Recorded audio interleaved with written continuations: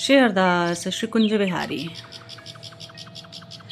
कभी कभी मन बहुत शांत होकर बैठता है तो एक भीतर से एक प्रश्न सा उठता है कि हम इस संसार में क्या खोज रहे हैं। सुबह से शाम तक जीवन भागता ही रहता है। कोई सुख खोज रहा है, कोई शांति खोज रहा है, तो कोई प्रेम या भक्ति खोज रहा है और कोई इस संसार में ही सुख पा रहा है।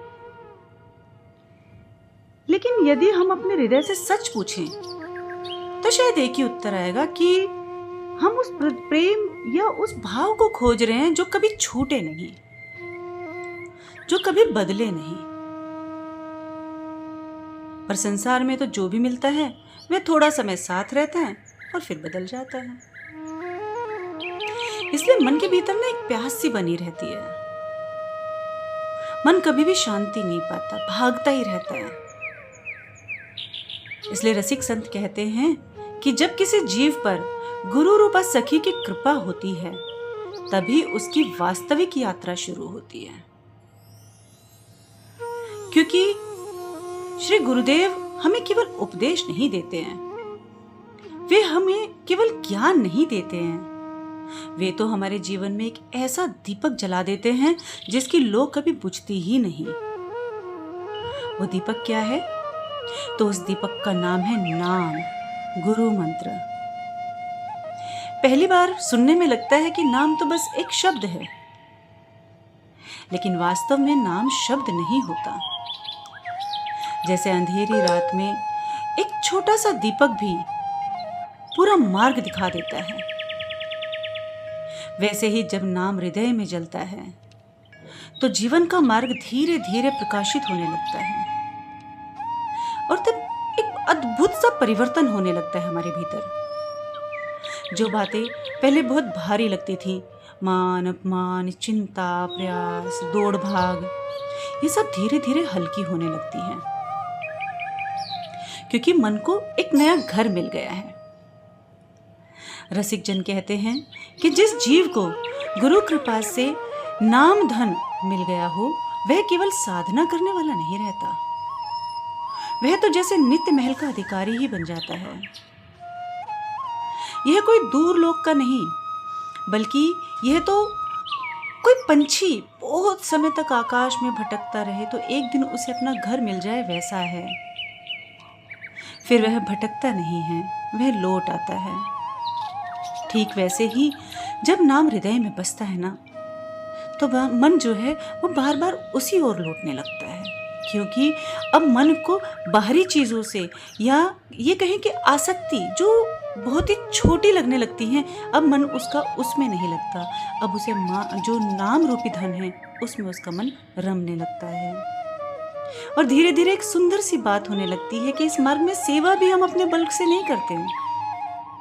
जब लाडली जी कृपा करती हैं तो जीव को अपने पास खींच लेती है। फिर ऐसा लगता है कि हम कुछ कर ही नहीं रहे हैं, बल्कि हमें चलाया जा रहा है, हमसे चीजें कराई जा रही हैं। नाम अपने आप स्मरण होने लगता है, मन अपने आप उस प्रेम की ओर झुकने लगता है और भीतर एक मधुर सी शांति बनी रहती है।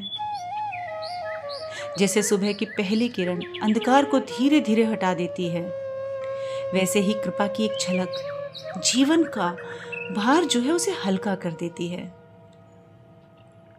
तब समझ में आता है कि प्रेम जो है वो संसार में जो हम ढूंढ रहे हैं वो नहीं है, वे तो हमेशा से ही हमारे भीतर ही छुपा हुआ था, कहीं बाहर था ही नहीं। बस उसे जगाने के लिए श्री गुरुदेव की कृपा और लाडली की दृष्टि चाहिए थी। इस मार्ग की सबसे सुंदर बात यह है कि यहाँ कोई भेद नहीं है।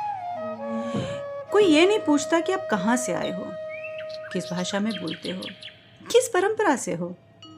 यदि हृदय में प्रेम की सच्ची प्यास है तो यह मार्ग अपने आप खुल जाता है, क्योंकि अंत में जीव का स्वभाव ही प्रेम है, क्योंकि हम प्रेम के ही तो उपासी हैं। हमारे ठाकुर जी का स्वभाव, उनका रूप प्रेम ही तो है।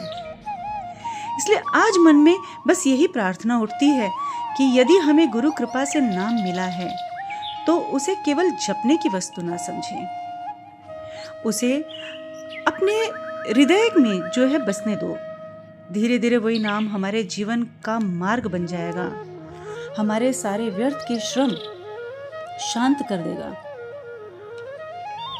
और एक दिन ऐसा भी आएगा जब हम अनुभव करेंगे कि हम केवल संसार के यात्री नहीं हैं, हम उस नित्य प्रेम धारा से जुड़े हुए हैं जहां लाडली जी की कृपा, श्री युगल की सेवा ही जीवन का सबसे बड़ा सौभाग्य बन जाती है।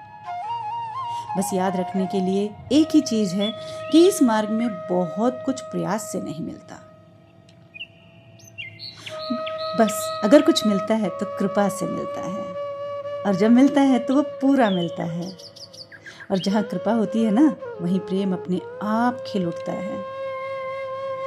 इसलिए अपने श्री गुरुदेव के श्री चरणों में बैठ के उनसे जो नाम मिला है, उस नाम भगवान की कृपा से उस नाम के अंदर बैठे नामी को पुकारिए। श्री हरदास, राधे श्याम।